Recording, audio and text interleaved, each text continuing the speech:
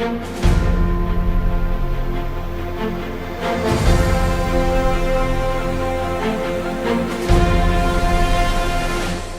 Updates.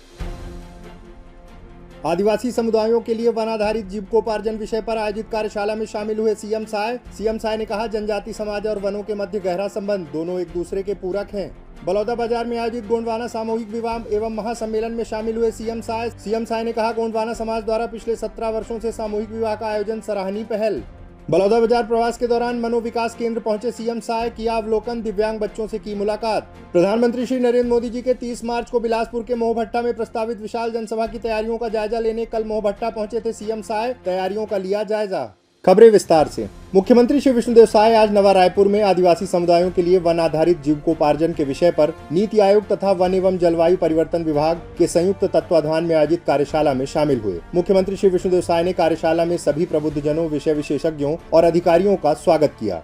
मुख्यमंत्री श्री साय ने अपने संबोधन में कहा कि जनजाति समाज और वनों के मध्य गहरा संबंध है और दोनों एक दूसरे के पूरक के रूप में संरक्षित संवर्धित हो रहे हैं। प्रकृति की गोद में ही जनजाति समाज का पीढ़ी दर पीढ़ी विकास हुआ है। यह कार्यशाला आदिवासियों और वनों के सह अस्तित्व को केंद्र में रखकर उनके उन्नति का मार्ग प्रशस्त करेगा।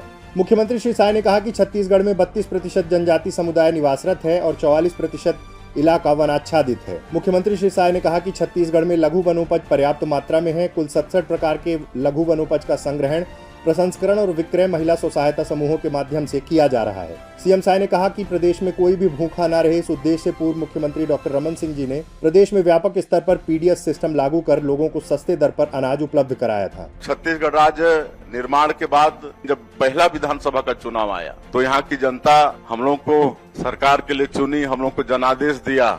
तो उस समय सबसे पहले उस समय की सरकार चिंता की भूखमरी की कि कोई यहाँ पर भूखा नहीं सोना चाहिए, किसी की भूख से मृत्यु नहीं होनी चाहिए और पीडीएस व्यवस्था यहाँ पर लागू किए। पहले 3 रुपया किलो में देना शुरू किए, फिर घटा के 2 रुपया किलो किए, उसके बाद 1 रुपया किलो किए और आज 1 रुपया किलो में गरीबों को राशन दे रहे हैं। और हमारे प्रदेश की जो पीडीएस व्यवस्था है ये देश में सर्वाधिक लोकप्रिय है। सीएम साय ने कहा, देश में बन रही पीएम जनमन योजना की सड़कों में 50% सड़कें छत्तीसगढ़ में बन रही हैं, जो हमारे लिए गर्व की बात है। साथ ही आदिवासी बाहुल्य गांवों के विकास के लिए यशस्वी प्रधानमंत्री श्री नरेंद्र मोदी जी ने धरती आबा जनजाति ग्राम उत्कर्ष अभियान की शुरुआत की है, जिससे छत्तीसगढ़ के 6,691 गांव लाभान्वित होंगे। देश में पीएम जनमन योजना में जो सड़कें बन रही हैं उसमें आधा 50% सड़क पीएम जनमन योजना का हमारे यहाँ बन रहा है, छत्तीसगढ़ में बन रहा है। ये छत्तीसगढ़ के लिए सौभाग्य का विषय। उसी तरह से 500 आबादी से ज्यादा जो जनजातीय समाज का बाहुल्य गाँव है,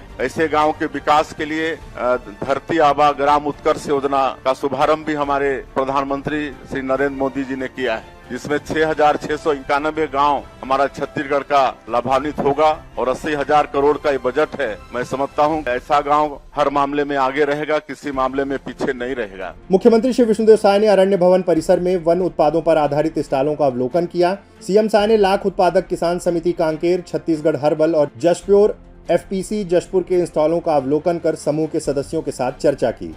इस अवसर पर वन मंत्री श्री केदार कश्यप, नीति आयोग के सलाहकार श्री सुरेंद्र मेहता, अधिकारीगण, झारखंड, मध्य प्रदेश, उड़ीसा, कर्नाटक सहित अन्य राज्यों से आए प्रबुद्धजन, विषय विशेषज्ञ और अधिकारी मौजूद रहे। सीएम साय ने कार्यक्रम के पश्चात मीडिया से चर्चा की। वन एवं जलवायु परिवर्तन मंत्रालय, छत्तीसगढ़ सरकार और नीति आयोग, भारत सरकार के संयुक्त प्रयास से 1 दिवसीय कार्यशाला का आयोजन हुआ है।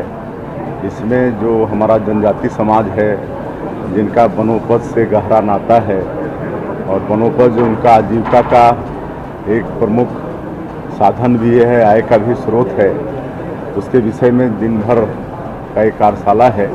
अभी उद्घाटन सत्र संपन्न हुआ है, इसके बाद टेक्निकल सेशन चलेगा।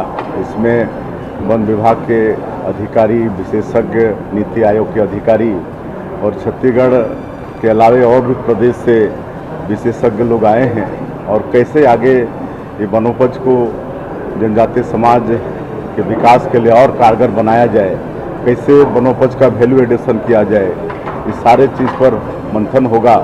और मैं समझता हूँ 1 दिवसीय कार्यशाला छत्तीसगढ़ ही नहीं पूरे देश के जनजातियों के आर्थिक विकास में वनोपज के माध्यम से एक मील का पत्थर साबित होगा।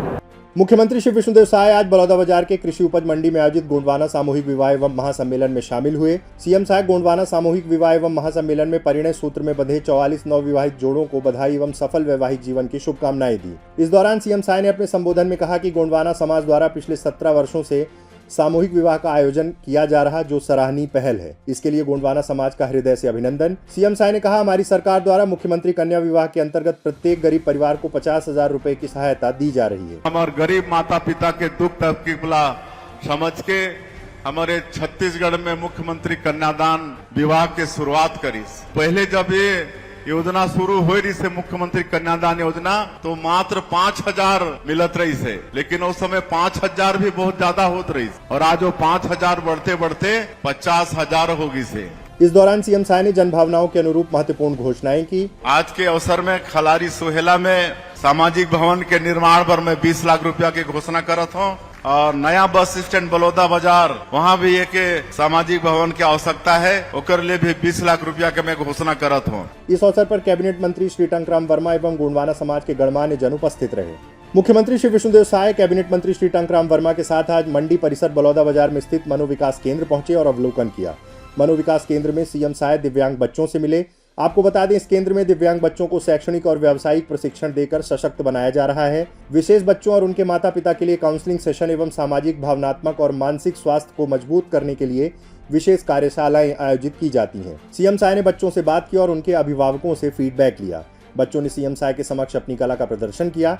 आपको बता दें, मनोविकास केंद्र बलौदाबाजार विशेष आवश्यकता वाले बच्चों के विकास और पुनर्वास के लिए समर्पित एक संस्थान है।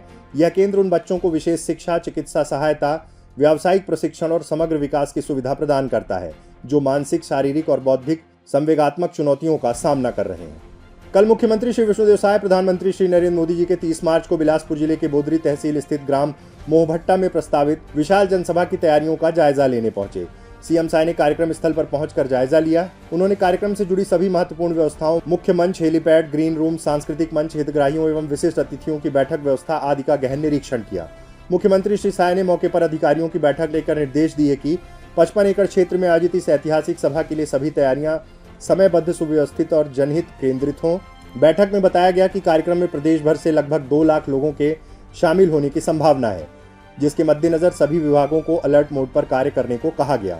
मुख्यमंत्री श्री साय ने कहा कि यह प्रधानमंत्री श्री नरेंद्र मोदी जी का अब तक का सबसे बड़ा छत्तीसगढ़ दौरा होगा।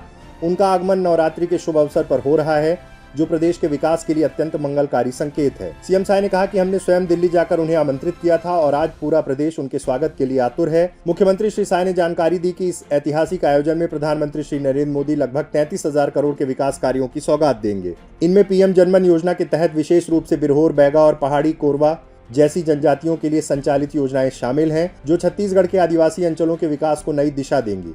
इस अवसर पर उप मुख्यमंत्री श्री अरुण साव, विधायक गण सहित प्रशासनिक अधिकारी गण उपस्थित रहे। सीएम अपडेट्स में आज के लिए इतना ही। कल फिर मिलेंगे नए अपडेट्स के साथ। जय हिंद, जय छत्तीसगढ़।